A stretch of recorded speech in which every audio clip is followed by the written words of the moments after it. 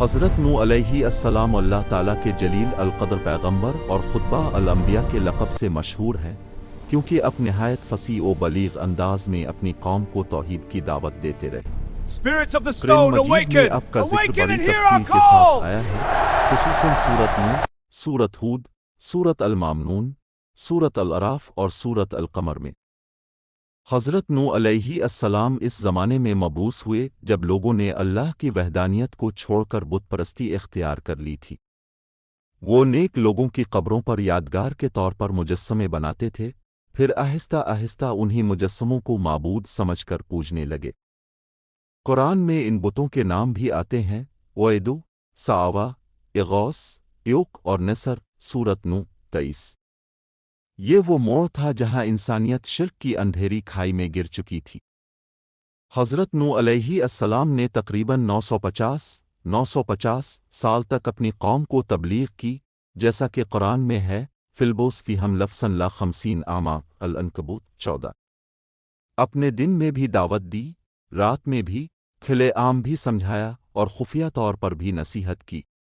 آپ فرماتے تھے: یہ میری قوم، اللہ کی عبادت کرو، اس کے سوا تمہارا کوئی معبود نہیں۔ لیکن بدبخت قوم نے تکبر کیا، انگلیاں کانوں میں ڈال لیں، کپڑے اوڑھ لیے اور ضد پر اڑ گئے۔ وہ کہتے تھے: ہم تمہیں اپنے جیسا انسان ہی دیکھتے ہیں اور تمہارے پیروکار تو ہمارے کم درجے کے لوگ ہیں۔ انہوں نے حضرت نوح علیہ السلام کو جھٹلایا، مذاق اڑایا اور حتیٰ کہ انہیں دیوانہ کہا۔ جب قوم کی سرکشی حد سے بڑھ گئی تو اللہ تعالیٰ نے وحی فرمائی کہ اب ایمان لانے والے وہی ہیں جو لا چکے، اب مزید کوئی ایمان نہیں لائے گا۔ تب حضرت نوح علیہ السلام نے درد بھرے دل سے دعا کی: رب لا تذر علی الرزمن الوفرین دیرہ۔ سورت نوح 26۔ اے میرے رب، زمین پر کسی کافر کو نہ چھوڑ۔ یہ دعا کسی ذاتی انتقام کی نہیں، بلکہ اس لیے تھی کہ وہ لوگ پوری انسانیت کو گمراہی میں ڈال رہے تھے۔ اللہ تعالیٰ نے حکم دیا کہ ایک کشتی بناؤ۔ حضرت نوح علیہ السلام نے بیابان میں کشتی بنانا شروع کی۔ قوم کے لوگ ہنستے اور کہتے: یہ نوح، تم نبی تھے، اب بڑائی بن گئے ہو۔ اب جواب دیتے: اگر تم آج ہم پر ہنستے ہو تو ایک دن ہم تم پر ہنسیں گے۔ جب اللہ کا حکم آیا تو آسمان سے موسلا دھار بارش برسنے لگی اور زمین سے چشمے پھوٹ پڑے۔ قرآن کہتا ہے: ففتحنا بواب السما بماک مومر وفجرنا الرزقنا القمر 11-12۔ پانی اس قدر بڑھا کہ پہاڑوں کی چوٹیوں تک پہنچ گیا۔ حضرت نوح علیہ السلام نے ایمان والوں کو اور ہر جانور کا ایک ایک جوڑا کشتی میں سوار کیا، مگر آزمائش یہاں بھی آئی۔ آپ کا ایک بیٹا، قرآن میں نام مذکور نہیں، روایات میں کنعان عام بتایا جاتا ہے، ایمان نہیں لایا۔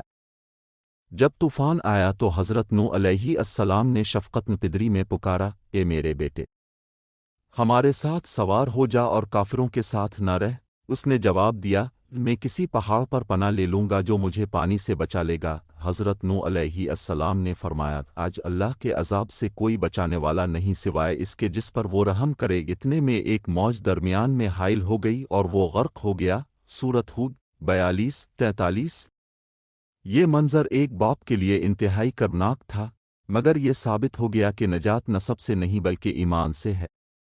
حضرت نوح علیہ السلام کی بیوی بھی ایمان نہ لائی۔ قرآن مجید نے اسے اور حضرت لوط علیہ السلام کی بیوی کو مثال کے طور پر بیان کیا: کانتا تحت عبدین من عبادنا صالحین فخانتہما فی الغنى من الشاء التحریم 10۔ وہ اپنے شوہر کی رسالت پر ایمان نہ لائیں اور قوم کے ساتھ مل کر مخالفت کرتی رہیں، چنانچہ وہ بھی عذاب میں ہلاک ہوئیں۔ طوفان کے بعد اللہ تعالیٰ نے فرمایا: ارض ابل ماکو ویا سماقل۔ ہود 44۔ اے زمین، اپنا پانی نگل لے، اور اے آسمان، رک جا۔ پانی اتر گیا، کشتی جودی پہاڑ پر ٹھہر گئی، اور یوں ایمان والے بچ گئے۔